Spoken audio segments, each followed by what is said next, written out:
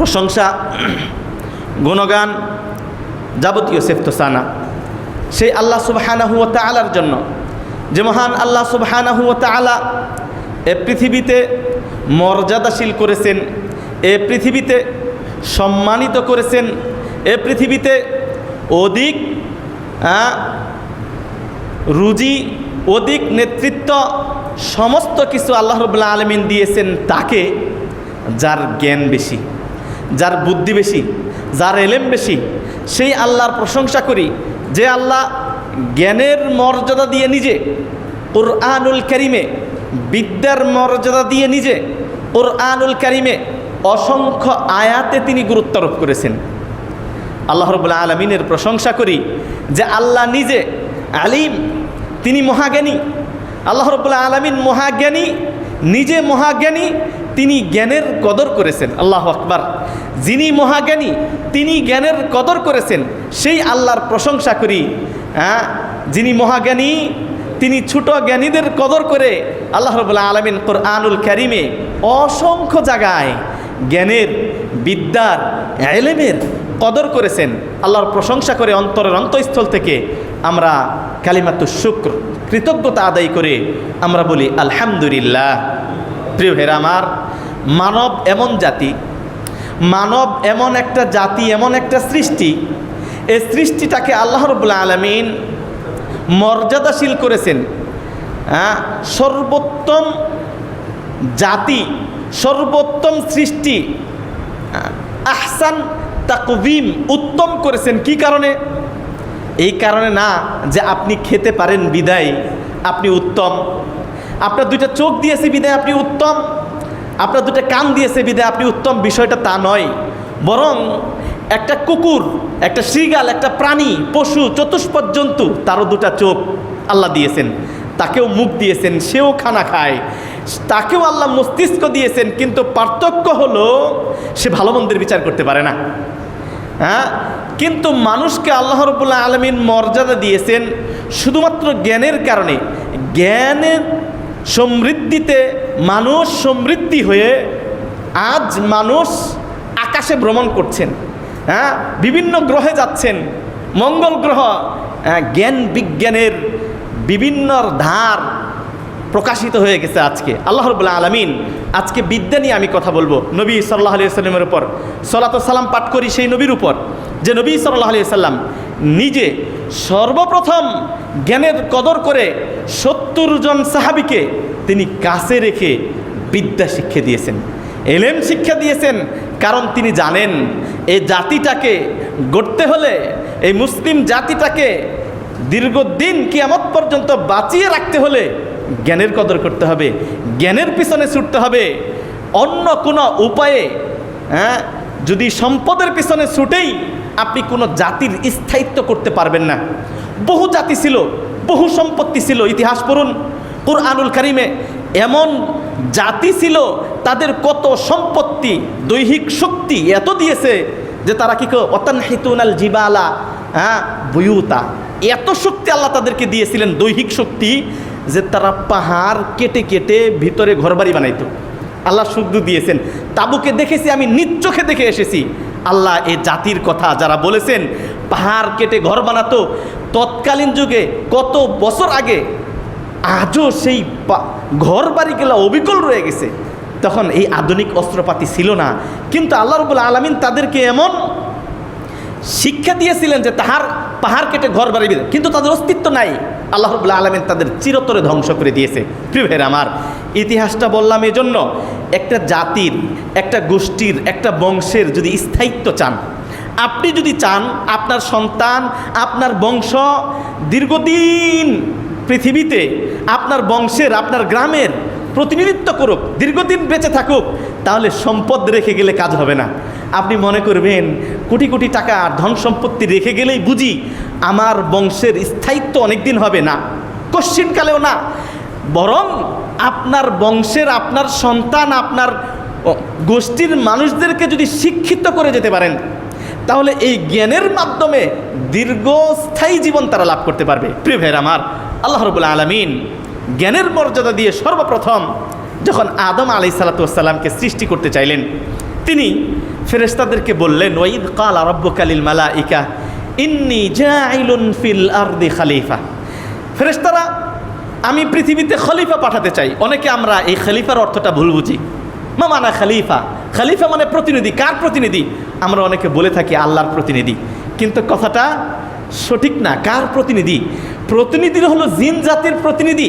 এই মানুষ আগমনের পূর্বে জিন জাতিরা এই পৃথিবীতে বসবাস করত, তো তাদের প্রতিনিধি হিসাবে আল্লাহ রাব্বুল আলামিন মানুষ পাঠাতে চায়। তখন ফেরেশতারা বললেন, আতাজআলু ফিহা মান ইউফসিদু ফিহা ওয়া ইয়াসফিকুদ দিমা। আল্লাহ, আপনি এমন প্রতিনিধি পাঠাবেন, এমন সৃষ্টি করবেন অর্থাৎ মানুষদেরকে, যারা ইয়াসফিকুদ দিমা, রক্তপাত ঘটবে। হ্যাঁ, মান ইউফসিদু ফিহা, পৃথিবীতে ফাসাদ ঘটাবে। হ্যাঁ, মারামারি, কাটাকাটি, হাঙ্গামা দাঙ্গামা, জুলুম, নির্যাতন ইত্যাদি করবে, এমন মানুষ পৃথিবীতে আপনি পাঠাবেন। তথা ফেরেশতারা আল্লাহ রাব্বুল আলামিনের এই কথায় সম্মতি দিলেন না। তারা আল্লাহ রাব্বুল আলামিনের সিদ্ধান্ততে সম্মতি না দিয়ে তারা বোঝাতে চাইলেন যে মানুষ যদি তৈরি করেন আল্লাহ, তাহলে পৃথিবীতে মানুষরা হাঙ্গামা দাঙ্গামা, মারামারি, কাটাকাটি, জুলুম, নির্যাতন ইত্যাদি ইত্যাদিতে ব্যস্ত থাকবে। কি দরকার আছে এই ঝামেলা সৃষ্টি করার? বললেন, ওয়া নাহনু নুসাব্বিহু বিহামদিক, আমরা তো আপনার তাসবিহ তাহলিল করি, ইবাদত বন্দেগী করতেই আসি। নুসাব্বিহু বিহামদিকা ওয়া নুকদ্দিসু লাক।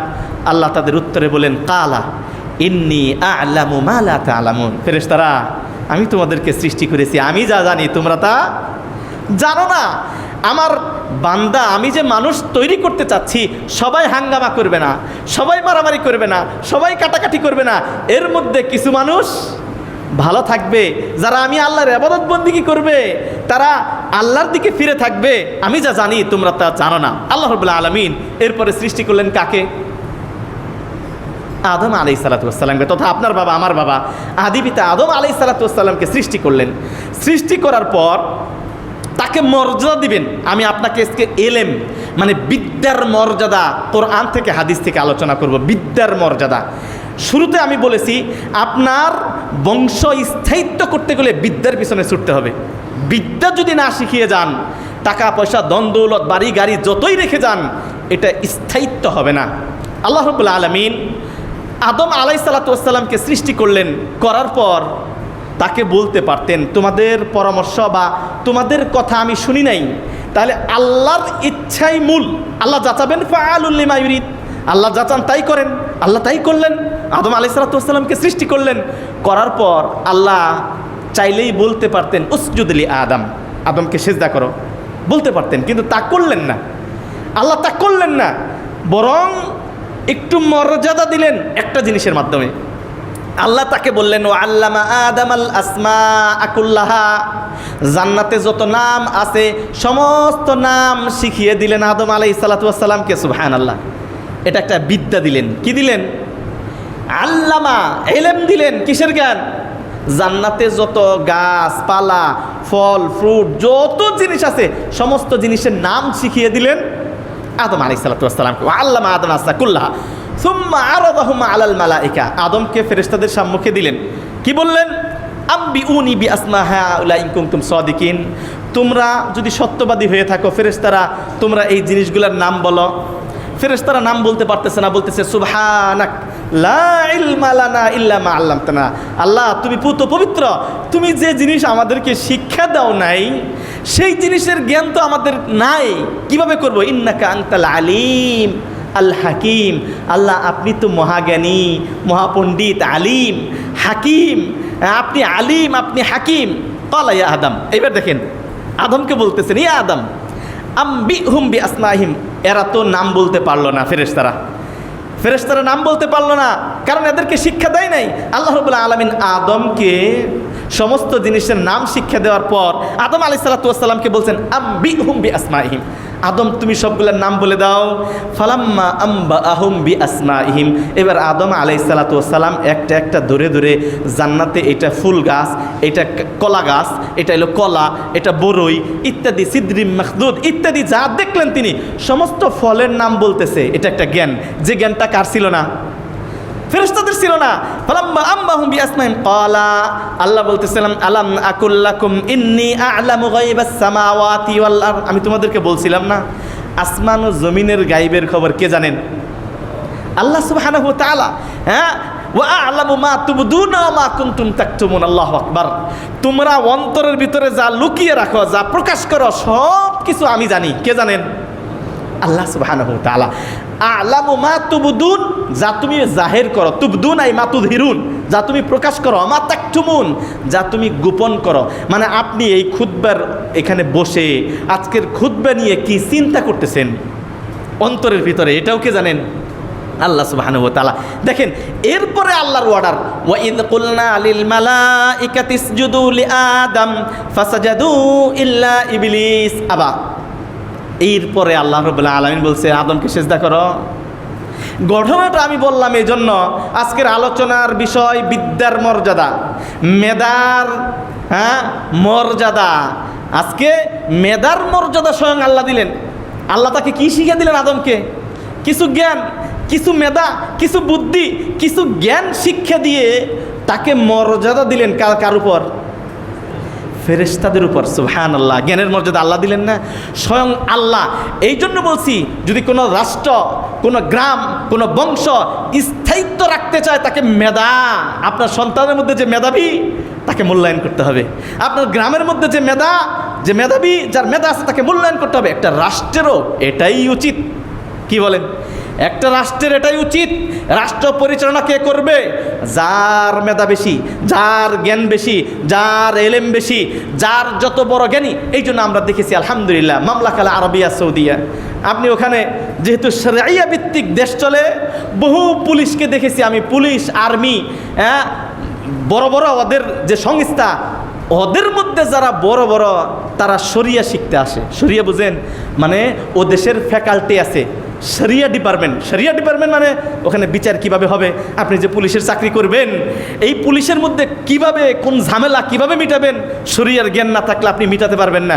অন্য যত ফ্যাকাল্টিতে পড়েন আপনার কি বলে ওটাকে প্রমোশন হবে না, কিন্তু শরিয়া ডিপার্টমেন্ট থেকে যখন কোনো সনদ নেবেন, সার্টিফিকেট নেবেন, কোরআনের উপর 10 পারা কোরআন মুখস্থ করেন, দেখবেন আপনার মর্যাদা প্রমোশনে ওটা কাজে লাগবে। সুবহানাল্লাহ। কি সুন্দর রাষ্ট্র, কি সুন্দর রাষ্ট্র। আমি আপনাকে বোঝাতে চাচ্ছি, ও দেশে এখনও ওয়ালিল্লাহিল হামদ, এখনও শরিয়ার মর্যাদা বেশি।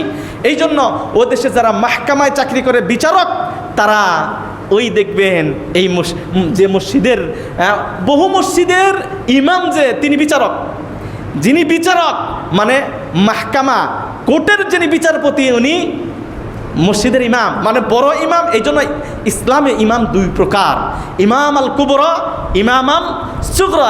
সুগরা ইমাম হলো যেটা মসজিদের ইমাম, আর কুবরা ইমাম হলো যারা আদালত চালায়। প্রিয় ভাইয়ের আমার, আদালতে যারা যাবে, শরিয়ার জ্ঞান থাকবে না এমন কোনো মানুষ আদালতে যেতে পারে না, অসম্ভব।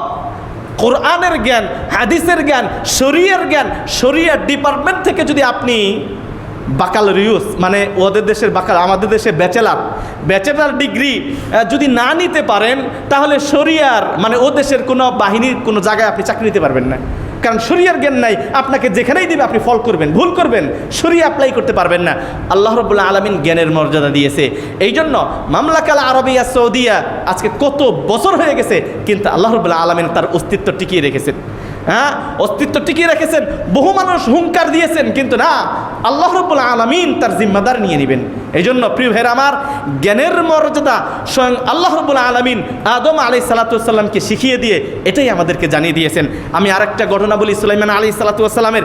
সেখানে দেখবেন আল্লাহ রাব্বুল আলামিন জিনদের মধ্যে, এটা তো মানুষের মধ্যে যাদের জ্ঞান, তাদের মর্যাদা আল্লাহ দিলেন আদম আলাইহিস সালাতু ওয়াস সালামকে। শুধু মানুষের মধ্যে না, ফেরেশতাদের মধ্য থেকেও মর্যাদাশীল করলেন। এবার দেখেন জিনদের মধ্যে যারা জ্ঞানী, তাদেরও পাওয়ার বেশি। আমরা জানি পৃথিবীর বুকে 2টা শ্রেণী, জিন ও ইনসান, তাই না? আমরা ইনসান, তারা জিন। আর এই 2 শ্রেণীকেই আল্লাহ রাব্বুল আলামিন ইবাদতের জন্য তৈরি করেছেন। আবার এর মধ্যে জিন জাতির মধ্যে যারা জ্ঞানী, তাদের পাওয়ার বেশি। কিছু জিন আছে যাদের কিছু শক্তি, কিছু মানে জিনদের মধ্যে সবার শক্তি যে একরকম এটা না। অনেকে আবার জিনের অস্তিত্বকে আপনারা স্বীকার করেন না। কোনো ব্যক্তি যদি জিনের অস্তিত্ব স্বীকার না করে, সে মুসলমান থাকবে না। এটা জিনদের কথা আল্লাহ কোরআনে বলেছেন, এটাকে স্বীকার করতে হবে। অস্বীকার করলে আপনি মুসলিম থাকবেন না। প্রিয় ভাইয়ের আমার, সুলাইমান আলাইহিস সালাতু ওয়াস সালামকে আল্লাহ রাব্বুল আলামিন অনেক মুজিজা দিয়েছিলেন। তিনি পিপিলিকার ভাষা বুঝতেন, তিনি বিভিন্ন প্রাণীদের ভাষা তিনি বুঝতেন। সুলাইমান আলাইহিস সালাতু ওয়াস সালাম কোনো একদিন সৈন্যবাহিনী নিয়ে যাচ্ছেন মরু প্রান্ত দিয়ে, এমন অবস্থায় কিছু পিপিলিকা গর্ত থেকে বের হয়ে গেছে। বের হয়ে যাওয়ার পর পিপিলিকারদের মধ্যে যে লিডার, সে দেখতেছে যে সুলাইমান আসতেছে ঘোড়া টোরা নিয়ে, তখন বলতেছে আইয়ুহাল মালা, ক্বালাত নামলাতু ইয়া আইয়ুহান নামলু উদখুলু মাসাকিনাকুম। পিপিলিকারদের লিডার বলতেছে উদখুলু মাসাকিনাকুম, তোমাদের সাকানে ঢুকো। সাকান মানে গর্তে ঢুকো, যেখানে তোমরা থাকো গর্তে ঢুকো। কেন? বলে লা ইয়াহতিমান্নাকুম সুলাইমান ওয়া জুনুদুহু ওয়া হুম লা ইয়াশউরুন। জানো সুলাইমান আসতেছে ঘোড়া নিয়ে, তুমি যে গর্তে থেকে বেরোইছ, ঘোড়ার পা তোমার উপরে পরে তুমি মরে যাবে, সুতরাং দ্রুত কি করো, গর্তের ভিতরে ঢুকো। সুলাইমান আলাইহিস সালাম ফাতাবাসসামা যাহিকাম মিন কাওলিহা, পিপিলিকার গর্তের এই কথাগুলা বুঝলেন কে? সুলাইমান আলাইহিস সালাম। এটা মুজিজা ছিল। ফাতাবাসসাম, আত-তাবাসসুম মানে মুচকি হাসা। সুলাইমান আলাইহিস সালাম দূর থেকে পিপিলিকার এই কথা শুনে মুচকি হাসলেন। ফাতাবাসসামা যাহিকাম মিন কাওলিহা আকালা রব্বি। সুলাইমান আলাইহিস সালাম বলছেন আউজিআনি আন আশকুর, আল্লাহ তুমি তোমার কৃতজ্ঞতা আদায় করার তৌফিক দান করো। কেন? যে এই পিপিলিকার ভাষা অন্য কেউ বুঝে না, তুমি এত বড় নিয়ামত আমাকে দিয়েছ, পিপিলিকা গর্তে কোন কথা বলে এটাও আমি বুঝি, সুতরাং আমি যেন তোমার কৃতজ্ঞতা আদায় করতে পারি। আচ্ছা, এরপরে গেল, তিনি সিংহাসন বসালেন, হুদহুদ পাখি দূরে আসেন। তারপর তিনি বলতেছেন ফাকালা মালিয়া লা আরাল হুদহুদ, কি হলো আমি হুদহুদ পাখিদের দেখতেছি না? হুদহুদ পাখিদের ভাষাও সুলাইমান আলাইহিস সালাম বুঝতেন। হুদহুদ নাই, তিনি বলছেন আম কানা মিনাল গাইবিন, হুদহুদ কেন নাই, কোথায় গেল? লাউ আযিবান্নাহু আযাবান শাদীদা, কঠিন শাস্তি দেব ওকে, আমি কঠিন শাস্তি দেব, আমার দরবার থেকে সে কোথায় গেল? এরপরে তিনি ফামাকাতা গায়রা বাঈদ, দূরে থেকে বসে বলছেন সুলাইমান আলাইহিস সালামকে আহাত্তু বিমা লাম তুহিত বিহি, আমি এমন একটা খবর নিয়ে আপনার দরবারে এসেছি যে খবর আপনার নাই। আপনি রাজা, কিন্তু এমন একটা খবর আমি নিয়ে এসেছি যে খবর আপনার নাই। তিনি বলতেছেন আহাত্তু বিমা লাম তুহিত বিহি ওয়া জিতুকা মিন সাবাইম বিনাবাইয়িন, আমি সাবা অঞ্চলের সুনিশ্চিত একটা খবর, একটা জ্ঞান নিয়ে, জ্ঞান নিয়ে এসেছি। সুলাইমান আলাইহিস সালাম বলছেন কি জ্ঞান? তিনি বলতেছেন ইন্নী ওয়াজাদতু ইমরাআতান, সাবাওয়ালা হয় ইয়ামানের একটা জায়গার নাম হলো সাবা। এই সাবায় একটা মহিলা, ওয়াজাদতু ইমরাআতান তামলিকুহুম, এক মহিলা দেখেছি, রানী, উতিয়াত মিন কুল্লি শাই ওয়ালাহা আরশুন আযীম, তাকে অনেক সয় সম্পত্তি দেওয়া হয়েছে, তার একটা বড় আরশ আছে। ওয়াজাদতুহা ওয়া কওমাহা ইয়াসজুদুনা লিশ-শামস, কিন্তু দুঃখের বিষয়, আপনি সুলাইমান এত বড় বাদশাহ, আপনার এই বাদশাহিতের মধ্যে আরেকজন রানী আছে যিনি এই অঞ্চলে বসবাস করে, অনেক সয় সম্পত্তি, তাকে দেখেছি সূর্যের পূজা করে, নাউজুবিল্লাহ মিন জালিক, ইয়াসজুদুনা লিশ-শামসি মিন দুনিল্লাহ, আল্লাহ ব্যতীত তার পূজা করে। সুলাইমান আলাইহিস সালাম, আমি জ্ঞানের মর্যাদা বোঝাচ্ছি যে আল্লাহ রাব্বুল আলামিন আদমকে কিছু জ্ঞান দিয়ে মর্যাদাশীল করলেন, এখন জিনের মধ্যেও যার জ্ঞান আছে তার মর্যাদা কিভাবে হয়, এই জন্য ঘটনাটা উল্লেখ করলাম। সুলাইমান আলাইহিস সালাম বললেন, এবার একটা চিঠি লিখলেন, ইযহাব বিকিতাবি হাদা, আমার এই চিঠিটা নিয়ে যাও ওই রানীর কাছে, ওই বাদশার রানী বিলকিসের কাছে দাও। ফালকি ইলাই, ওই চিঠি যে লিখলেন, ওই চিঠির শুরুতে লিখলেন ইন্নাহু মিন সুলাইমান ওয়া ইন্নাহু বিসমিল্লাহির রহমানির রহিম। প্রিয় ভাইয়েরা আমার, যারা ঘুমাচ্ছেন, সুন্দর ঘটনা, এলেমের মর্যাদা দিছি, আপনারা ঘুমাচ্ছেন, এটা শুক্রবারের হক আদায় হয় না, অধিকাংশ মানুষ ঘুমে নিমগ্ন, এটাও শয়তানের একটা ধোঁকা। আমি কোরআন থেকে আপনাকে শোনাচ্ছি আজকে এলেমের মর্যাদা, জ্ঞানের মর্যাদা, আপনি তো পড়বেনই না রাত জেগে। আবু হুরায়রা রাদিয়াল্লাহু তাআলা আনহু বলছেন ইন্নী জাযাতুল লাইলা সালাসাতা আজসা, আমার রাতকে আমি 3 ভাগে বিভক্ত করেছি, 1 ভাগ আমি ঘুমিয়েছি, 1 ভাগ তাহাজ্জুদ পড়েছি, 1 ভাগ আমি এলেমের পিছনে দৌড়িয়েছি, আল্লাহর নবীর কাছ থেকে যে এলেম, যে বিদ্যা আমি অর্জন করেছি, এগুলো বারবার পাঠ করেছি। আর আপনি মসজিদে এসে কিছু এলেম নেবেন, তাও বেশি ঘুমান, কি এলেম নেবেন? অর্ধেক শুনবেন না, কিছুই বুঝবেন না, মাথায় কিছুই ঢুকাতে পারবেন না। শেষে বললেন আজকে খতিব সাহেব যেন কি আলোচনা করলো, যা আসছিলেন ওভাবেই শূন্য ব্রেনে ফিরে যাবেন। আমি আপনাকে এলেমের মর্যাদা বোঝাচ্ছি যে এলেমের মর্যাদা মানুষের মধ্যে, আদম আলাইহিস সালাতু ওয়াস সালামকে আল্লাহ ফেরেশতাদের উপর মর্যাদা দিলেন কিসের কারণে? এলেমের কারণে, বিদ্যার কারণে। কিন্তু আপনি আপনার সন্তানের মধ্যে হতে যদি মেধাবী যে হয়, বিদ্যা যারা আছে তাকে যদি মূল্যায়ন না করেন, তাহলে আল্লাহর নীতির পরিপন্থী কাজ আপনি করলেন। প্রিয় ভাইয়ের আমার, দেখেন সুলাইমান আলাইহিস সালাতু ওয়াস সালাম চিঠি লিখলেন। এই জন্য কোরআনের সমস্ত সূরায় শুরুতে বিসমিল্লাহ, আর এক সূরায় নাই বিসমিল্লাহ, মানে বিসমিল্লাহ লেখা হয় নাই, আর এক সূরায় 2 বিসমিল্লাহ। কোন সূরায়? এই যে ঘটনাটা বললাম, এই সূরার নাম কি? এই সূরার নাম হলো সূরাতুন নামল। ওই যে পিপিলিকার ঘটনা আছে, আর নাম মানে পিপিলিকা। এই সূরার নাম পিপিলিকা। সুলাইমান আলাইহিস সালাতু ওয়াস সালাম যেহেতু চিঠি লিখেছিল, চিঠির শুরুতে কি লিখলেন? বিসমিল্লাহ। এই জন্য চিঠি যদি লেখেন, চিঠির শুরুতে কি লিখবেন? বিসমিল্লাহ। কোরআনের শিক্ষা বিসমিল্লাহির রহমানির রহিম লিখে পাঠিয়ে দিলেন। এবং তিনি বললেন, আল্লাহ তাআলু আলাইয়া ওয়াতুনি মুসলিমিন, সীমালঙ্ঘন করো না, চিঠি পাওয়ার সাথে সাথে চলে এসো। আল্লাহর সাথে কারো শিরক করবে, আমার এই রাজার, আমার রাজ্যে এইরকম কোনো মানুষ থাকবে, এটা বরদাস্ত করা হবে না। বিলকিসের কাছে যখন চিঠি গেল, তখন তিনি বিভিন্ন বললেন, আইয়ুহাল মালা আফতুনি ফি আমরি। যারা মন্ত্রী পরিষদ আছে তাদেরকে ডাইকে বলতেছে, তোমরা কি পরামর্শ দাও? চিঠি তো একটা দিছে, কি করা যায়? তখন তিনি বলতেছেন, ক্বালু নাহনু উলু কুওয়া ওয়া উলু বাস শাদীদ ওয়াল আমরু ইলাইক। আমরা খুব যোদ্ধা, শক্তিশালী। আপনি যদি চান সুলাইমানের সাথে যুদ্ধ করার, তাহলে আমরা প্রস্তুত, আপনি অর্ডার করুন। সুলাইমান আলাইহিস সালাতু ওয়াস সালামের সাথে আমরা যুদ্ধ করব। ফানজুরি মাযা তা'মুনিন, আমরা আপনার আদেশের অপেক্ষায়। ক্বালাত ইন্নাল মুলুকা ইযা দাখালু, সাবধান, তোমরা পরামর্শ দিলে, পরামর্শ শুনলাম, কিন্তু জেনে রেখো এই বাদশারা যদি কোনো অঞ্চলে প্রবেশ করে, ওই অঞ্চল পুরো শেষ করে দেয়। সুতরাং যুদ্ধের প্রস্তুতি নিলেন না। ওয়া ইন্নী মুরসিলাতুন ইলাইহিম বিহাদিয়া, আমি কিছু হাদিয়া, কিছু উপঢৌকন তার জন্য পাঠাই। সে যদি নরম হয়, সে তার অঞ্চল শাসন করুক, আমি আমার অঞ্চল শাসন করি। ফানাদিরাতুম বিমা ইয়ারজিউল মুরসালুন ফালাম্মা জা সুলাইমান ক্বালা তুমদ্দুনানি বিমাল। এরপরে সম্পদ নিয়ে যেন আসলেন, তিনি সম্পদ ফিরিয়ে দিলেন, বললেন, বাল আনতুম বিহাদিয়াতিকুম তাফরাহুন, সম্পদ নিয়ে তোমরা ফিরে যাও, আমি এটা চাই না। আল্লাহর জমিনে শাসন হবে কার? ইবাদত হবে কার? আল্লাহ সুবহানাহু ওয়া তাআলা। ফিরিয়ে দিলেন তিনি। এরপরে বললেন, ইরজি ইলাইহিম ফালান। এরপরে মূল কথা যেটা তিনি বললেন, ইয়া আইয়ুহাল মালা আইয়ুকুম ইয়াতিনি বিআরশিহা ক্বাবলা ইয়াতুনি মুসলিমিন। ওই রানী সাবার অঞ্চলের ওই মানুষ সহ, সে নিজে আমার দরবারে উপস্থিত হওয়ার আগে তোমাদের মধ্যে কে আসো যে ওকে উঠিয়ে এখানে নিয়ে আসতে পারবে? ক্বালা ইফরিতুম মিনাল জিন। জিনদের মধ্যে একজনের নাম ছিল ইফরিত। ইফরিত এক প্রকারের জিন। সে বলল, আনা আতিকা বিহি। সুলাইমান আলাইহিস সালাতু ওয়াস সালাম, শুনে রাখুন, আমি তাকে নিয়ে আসবো। কাকে? ওই যে সাবা অঞ্চলের রানী বিলকিসকে আমি উঠিয়ে নিয়ে আসবো। ক্বাবলা আন তাকুমা মিন মাকামিক, আপনি যে সিংহাসনে বসে আছেন, মাকামিক মানে আপনার বসার জায়গায় বসে আছেন, এখান থেকে শুধু আপনি দাঁড়াবেন। চেয়ারে বসে আছেন, ওখান থেকে দাঁড়াবেন।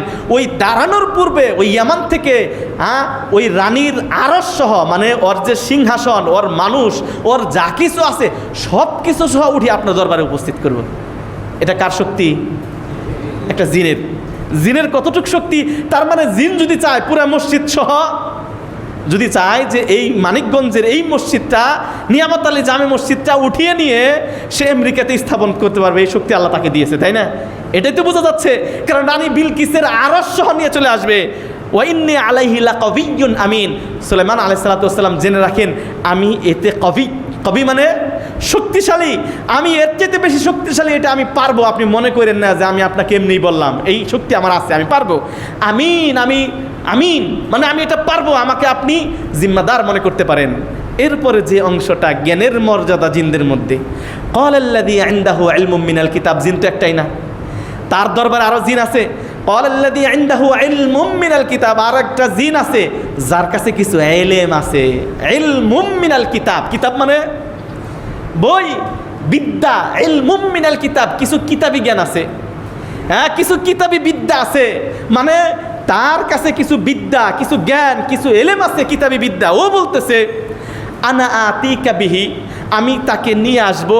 ক্বাবলা আইয়ারতাদ্দা ইলাইকা তরফুক, আপনি শুধু, তরফ বলা হয় চোখের পলক, তরফ। আল্লাহ রাব্বুল আলামিন দেখেন কোরআনের ভাষা, আইয়ারতাদ্দা ইলাইকা তরফুক, আপনি চোখটা বন্ধ করে চোখটা খুলবেন, এর মধ্যে আমি বিলকিসকে, ওই রানী, ওর যে আরশ টারশ সব কিছু সহ আপনার দরবারে উপস্থিত করবো। সুবহানাল্লাহ। আমি আপনাকে এখান থেকে একটা জিনিস বোঝানোর জন্য ঘটনাটা বললাম। কি সেটা? আগের জিনের কি ছিল না? ইলমুম মিনাল কিতাব ছিল না, কিতাবে জ্ঞান ছিল না, বিদ্যা বুদ্ধি ছিল না, মানে সাধারণ জিন ছিল সে। এই জন্য তার শক্তি কতটুক, আপনি বসা থেকে উঠবেন নিয়ে আসবো তাহলে একটু সময় লাগবে, কয়েক সেকেন্ড, তাই না? একটা মানুষ বসা থেকে উঠলে 2-4 সেকেন্ড।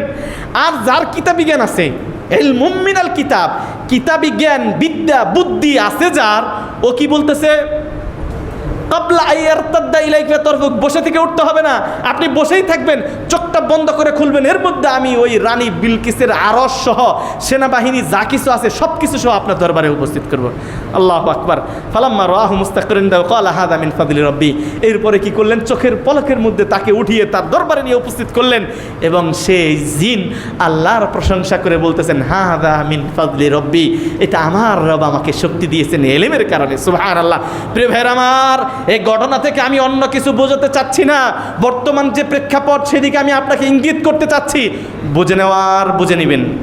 সেটা কি, জ্ঞানের কদর করা। স্বয়ং আল্লাহ রাব্বুল আলামিন নিজে জ্ঞানের কদর করেছেন। আদম আলাইহিস সালাতু ওয়াস সালামকে তিনি সমস্ত নাম শিক্ষা দিয়ে ফেরেশতাদের উপরে তিনি তাদেরকে মর্যাদা দিয়েছেন। আল্লাহু আকবার।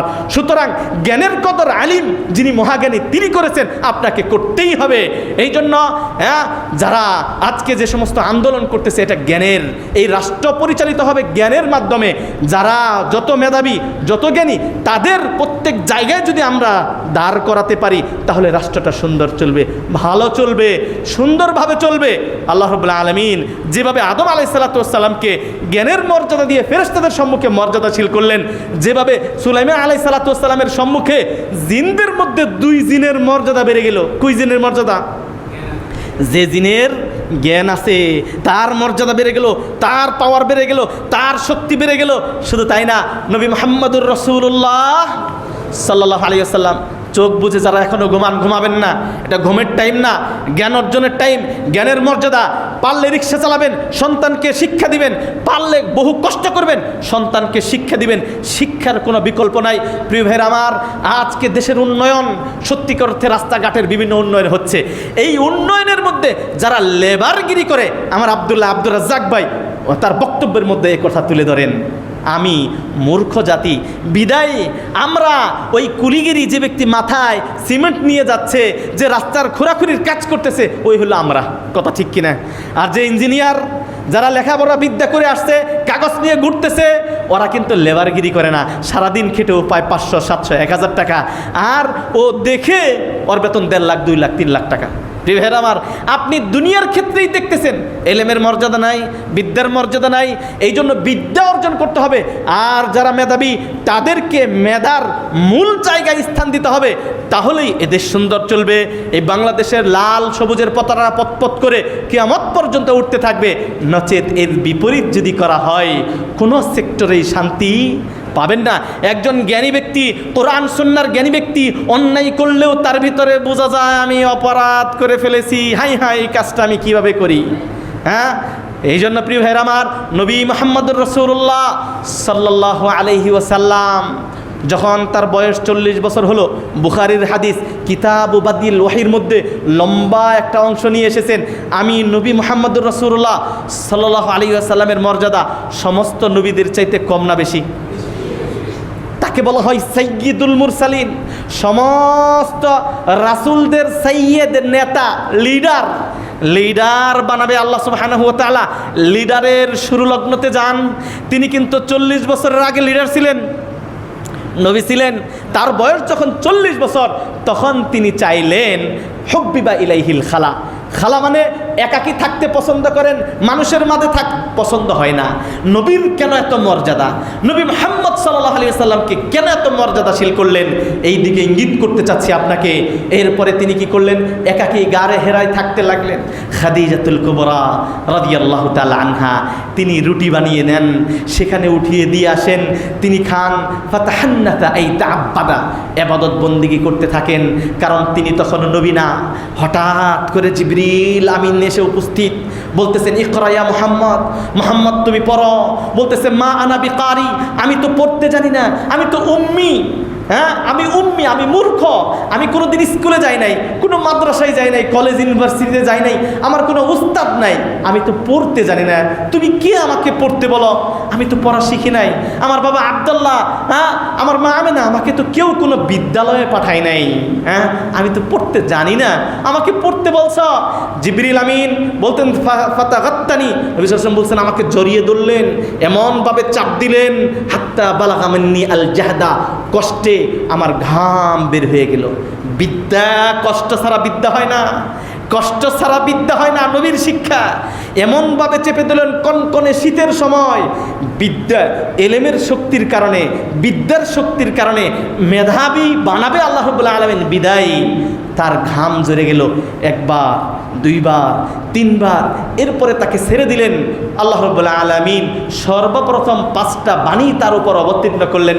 আউযু বিল্লাহি মিনাশ শাইতানির রাজিম, বিসমিল্লাহির রহমানির রহিম, ইকরা বিসমি রাব্বিকাল্লাযী খালাক, খালাকাল ইনসানা মিন আলাক, ইকরা ওয়া রাব্বুকাল আকরাম আল্লাযী আল্লামা বিল কলম আল্লামাল ইনসানা মা লাম ইয়ালাম। আল্লাহ 5টা আয়াত অবতীর্ণ করলেন, বলেন আলহামদুলিল্লাহ। প্রথম 5টা আয়াত, প্রথম যে ওহী, প্রথম অর্ডার, প্রথম আদেশ, সেটা কি? ইকরা, পড়ো, ইকরা, পড়ো। কারণ আল্লাহ রাব্বুল আলামিন এই পড়ার মাধ্যমে মুসলমান জাতিকে কিয়ামত পর্যন্ত বহু নিপীড়ন হবে, বহু জুলুম আসবে, যুদ্ধ আসবে, কিন্তু মুসলমান চিরতরে শেষ করে দিতে পারবে। এটা কি কারণে? বিদ্যার কারণে, এলেমের কারণে। বহু জুলুম, যুদ্ধ আসবে, বহু মানুষ হত্যা হবে, কিন্তু চিরতরে শেষ করতে পারবে না। আল্লাহ রাব্বুল আলামিন এই বিদ্যার মাধ্যমে টিকিয়ে রাখবেন। এই জন্য সেই নবীকে আল্লাহ রাব্বুল আলামিন অজ্ঞতার যুগ, জাহিলি যুগ, অসভ্য সমাজ, যে সমাজে মারামারি, কাটাকাটি, হাঙ্গামা, দাঙ্গামা সব কিছু ছিল, এই সমাজকে চেঞ্জ করবে আল্লাহ। এই অসভ্য সমাজকে সভ্য সমাজে রূপান্তরিত করবেন আল্লাহ রাব্বুল আলামিন। কোন মেডিসিন দরকার, কি দরকার, আল্লাহ রাব্বুল আলামিন জানেন যে জ্ঞানের মাধ্যমে এই অজ্ঞ সমাজকে সভ্য সমাজে রূপান্তরিত করা সম্ভব, নচেত অন্য কোনোভাবে সম্ভব না। প্রিয় ভাইরা আমার, এই জন্য অসভ্য সমাজকে সভ্য সমাজে রূপান্তরিত করার জন্য আল্লাহ রাব্বুল আলামিন সর্বপ্রথম যে আদেশ করলেন, আউয়াল ওয়াজিব, সর্বপ্রথম যেটা আবশ্যক করে দিলেন, ওয়াজিব করে দিলেন, সেটা হচ্ছে কি? পড়ো, পড়ো, পড়তে হবে। এখানে আল্লাহ সিলেবাস বলে দেয় নাই, এই জন্য পড়ার ব্যাপারে গোটা কুরআনুল কারীমে 3টা শব্দ এসেছে। কয়টা শব্দ? 3টা শব্দ। সর্বপ্রথম পড়ো, যে পড়ো, কই পড়বেন আল্লাহ এখানে তা বলে নাই, আম রেখেছেন।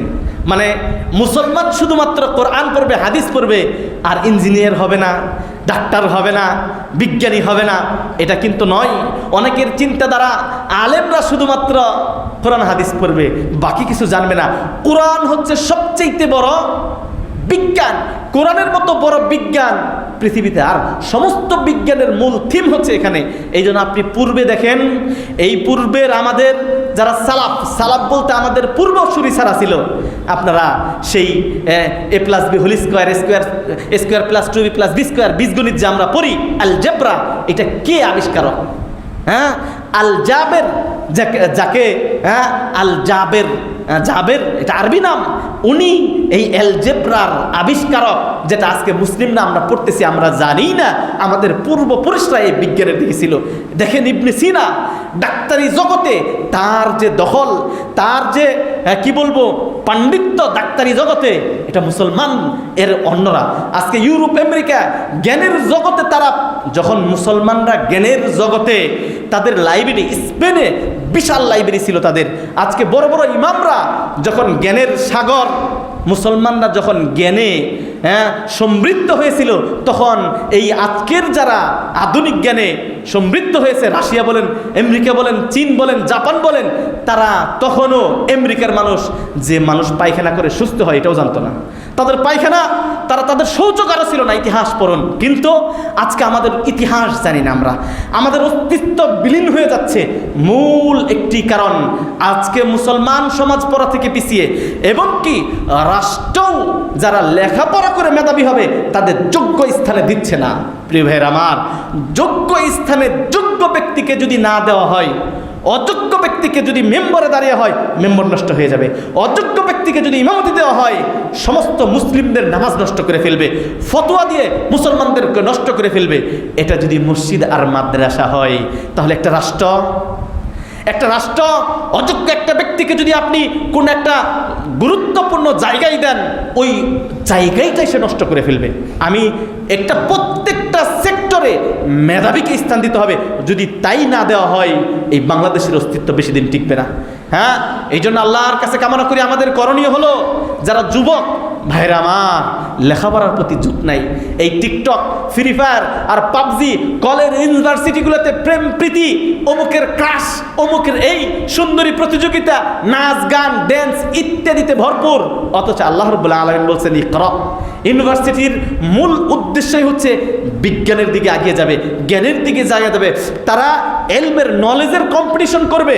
আজকে আপনি দেখেন সৌদি আরবের মতো দেশে তারা পেট্রোলিয়াম ইউনিভার্সিটি মালিক আব্দুল আজিজ, সেখানে দেখেন তারা কিভাবে মাটির নিচ থেকে তেল উদ্ধার করবে, সেই গবেষণায় তারা এগিয়ে যাচ্ছে। তারা বিজ্ঞানের দিকে তাদের নারীদেরও অনেক অবদান রয়েছে। আজকে তারা নিজেরা নিচ থেকে স্বর্ণ আবিষ্কার করছে, উঠাচ্ছে, তারা নিজেদেরকে যোগ্য করে তুলছে। আর আমরা দেখ পেপার পত্রিকায় বিভিন্ন ফেসবুকে নিউজ পাই অমুক জায়গায় গ্যাস উঠতেছে, গ্যাসটা কিভাবে উঠাবে সেই মেধাবী মানুষ আমাদের মধ্যে নাই। আল্লাহু আকবার।